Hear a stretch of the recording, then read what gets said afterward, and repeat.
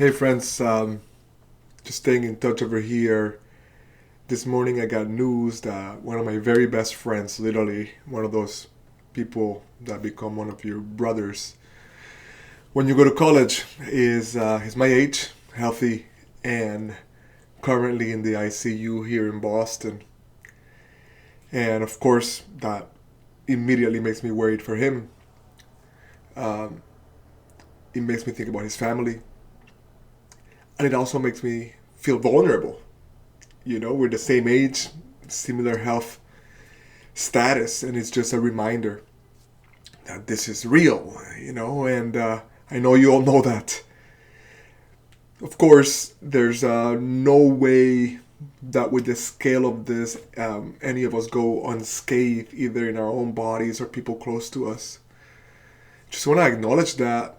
And one of the things that's coming really strongly for me is the importance, as people got to take care of themselves in isolation, the importance that they know that we're sending them love and care and compassion, but also that we are tending to their families and their loved ones. So part of what I've been trying to do, and I'm committed to doing, is be in touch with his wife, is hop on a Zoom call and pray with his children, and just support each other and each other's peoples in this time.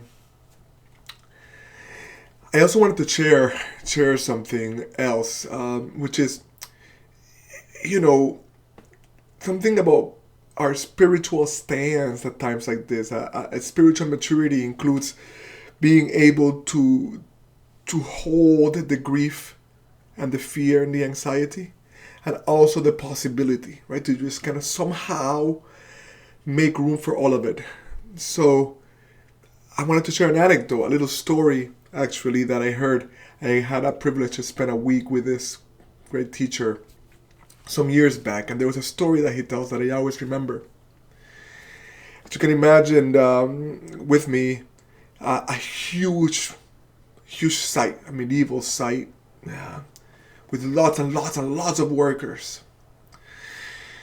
And so this visitor goes to the place where the stonemasons are working, and he talks to one of them and he asks them, what are you doing? And the stonemason says, well, I'm carving stone. That's what he's doing. He's carving stone. The visitor takes the answer and walks about a bit and sees another one, and he asks at another stonemason the same question.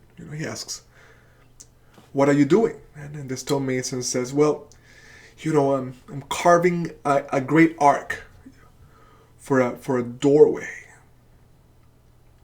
And the visitor is intrigued by that. And he takes a response, and he keeps walking, and he's still curious because he's getting these different answers. So he asks the third stonemason, well, what he's doing, and the stonemason is working, the same diligence, the same kind of motion. And he asks him, what are you doing? And the stonemason looks at him with a radiant face and a level of clarity, and he says, I'm building a cathedral. The story stays with me because they're all doing the same thing, but their perspective is different. And so I think about us right now in this, all of us, or so many of us, most of us, except the heroes that are out there having to work. Most of us are sheltered. We're doing the same thing. How do we think about this thing? So some of us might be thinking, I'm just gonna wait this thing out. I'm gonna stay away from people, and I'm gonna wait this thing out, and then eventually things are gonna get back to normal. I don't want to be a critic of how anybody's dealing with this stuff right now. This is hard, but I just want us all to remember, normal was just a slower motion version of this, a worse one. Normal has meant ecocide. It means climate decimation. Let's just be clear about what normal is, and let's be careful when we long for normal. Things have to change. Let this pause allow us to change. I think about the second one, and I think about those of us that are kind of stepping into this gateway, that I know that there's a door here. I think about those of us that are, I don't know, offering our art so generously online, or helping bring people together, right? And just kind of checking in on each other, or even just trying to be more productive, or taking care of your bodies, right? That's like as a way to like see this as see some possibility in this moment. And I just want to be sure that you are receiving the honor that you deserve for stepping into this with a willingness to shift, to create, to be generous. Then the invitation is to take that one step further, to visualize the beyond the gateway. And to let's begin to visualize ourselves in this moment where we're all doing something similar as building a cathedral. As building a structure that will not be done in our lifetime.